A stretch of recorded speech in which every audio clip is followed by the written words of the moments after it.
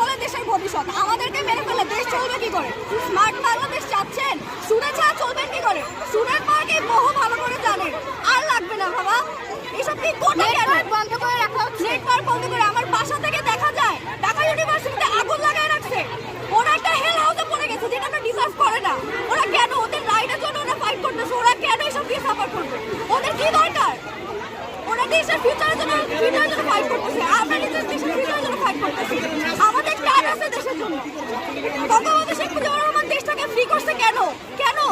কারো গোলামি না করার জন্য। আমরা কেন গোলামি করবো?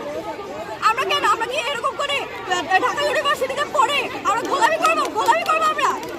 আমাদের ঠেকা পড়ছে। কারো ভাগ্য আছে, ভাগ্য আছে দেখলে সে কেন ইনস্টিটিউটে ঢুকবে? ভাগ্যর উপরে আমাদের পোটেনশিয়াল রাখা উচিত। দেশটা তো আনফেয়ার কেন? কত বছর ধরে আনফেয়ারনেস চলে যাচ্ছে, কিচ্ছু বলা হয় নাই। এখন বলা